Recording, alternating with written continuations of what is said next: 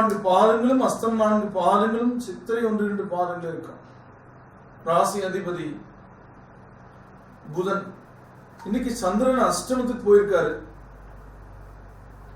சந்திரன் அஷ்டமத்தில் இருக்கும்போது மறதி, கோபம், பிடிவாதம், தடுமாற்றம் இதெல்லாம் ஏற்படும். வீண் சந்தேகம் வரும். யாரோ ஒருத்தர் சொன்னதை இவங்க சொல்லியிருப்பாங்கன்னு நம்ம கற்பனை பண்ணி அவங்கள சாட போட்டு பேசுவோம். நல்லவங்களை பகைச்சிக்க கூடாது, நல்லவங்களை எதிர்க்க கூடாது. நல்லவங்களை நாம தவறா நினைக்கிறதுனால நமக்கு இடையூறு வந்துடும். சாபங்கள் அனாவசியமா ஒருத்தரும் கொடுக்க கூடாது. அது அவங்களுக்கே திரும்பினது, அவங்கள சார்ந்தவங்களுக்கே திரும்பினது பார்த்திருக்கோம். உண்மையாவே இருந்து அந்த மாதிரி நினைச்சா அது நடக்கும்.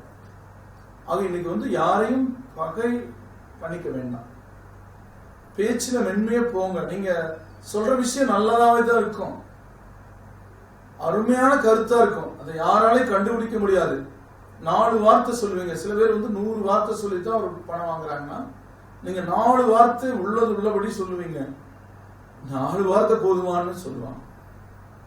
நான் சொல்ற சாப்பாடு நிறைய போடுறதை விட சத்துள்ள பொரியல், சாப்பாடு கொஞ்சம், மற்ற ஐட்டங்கள் எல்லாம் வச்சு பரிமாறும் போது என்னத்தை போட்டாங்க, சாப்பாடு கொஞ்சமா தான் வச்சாங்கன்னு சொல்ற மாதிரி.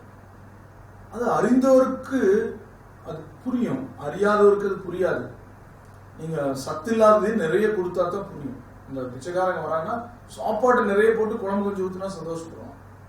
ஆனா விவரமானவங்க எல்லாமே இருக்கணும்னு நினைப்பாங்க. அந்த மாதிரி உத்திர நட்சத்திரக்காரங்க முருக கடவுளை கும்பிடுங்க. அஸ்தத்துல பிறந்தவங்க ஆஞ்சநேயர் வழிபாடு செய்யறதும், உளுந்து வடை அல்லது ஜிலேபி தானம் கொடுக்கறதும் நல்லது. சித்திர நட்சத்திரத்துல பிறந்தவங்க இன்னைக்கு பெருமாளுக்கு நீங்க பிரசாதம், சக்கரை பொங்கல் பிரசாத நைவேத்தியத்துக்கு பச்சரிசியும் அச்சு வெல்லமும் கொடுக்கலாம்.